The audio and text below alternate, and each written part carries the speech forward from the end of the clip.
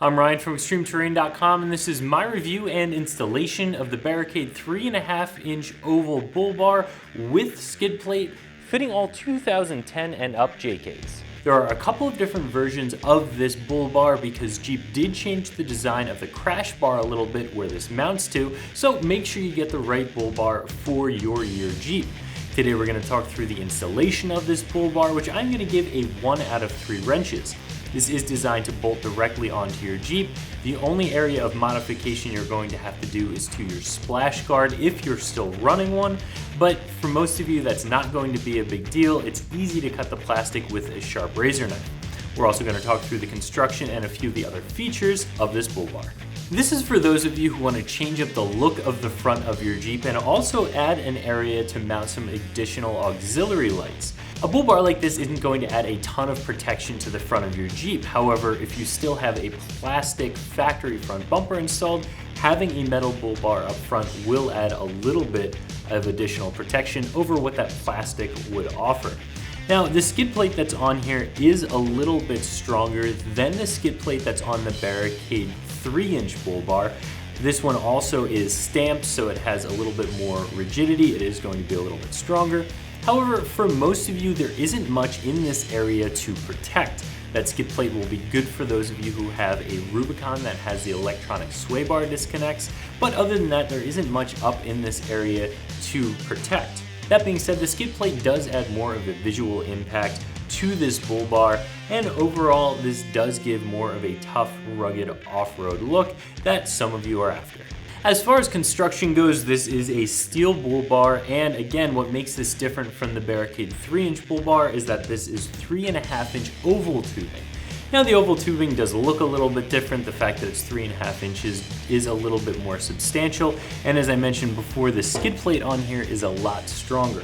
The one on the 3-inch Barricade bull bar you could bend with your hand. This one has some stamped lines in it that do make it a lot stronger for what it's worth. This will install, as I mentioned, very easily, and this does have light mounts on it, and those light mounts are on this lower bar instead of the upper hoop. And in my opinion, it's a little bit of a cleaner look. So like I said before, I am going to give the installation of this bull bar a 1 out of 3 wrenches, even though there is a little bit of trimming to do to get it installed.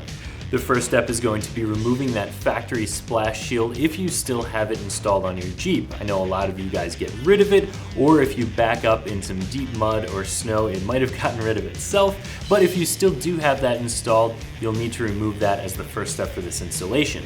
After that, there are some nut plates that you'll need to slide inside of the crash bar and some brackets that go on the outside bolting to those nut plates. Then you can go ahead and install the bull bar itself onto the Jeep. There is no need to remove your bumper to get this installed. Once you have everything installed with all of the bracketry, including the additional support brackets, then you're going to actually remove the bull bar, leaving the brackets in place. What this allows you to do is hold your splash shield up, figure out what areas need to be trimmed, mark them, and then use a sharp razor knife to trim them out. Now, you can also install this bull bar one time, not remove it, not mark and trim your splash shield, and just not reinstall the splash shield. A lot of people aren't running it with really no ill effects. So if you decide to do that, it makes the installation a little bit easier. There's no cutting involved. However, if you do want to reinstall that splash shield, you certainly can. After you have it trimmed up, you'll go ahead and reinstall your bull bar, then reinstall your splash shield, and you're finished with the installation.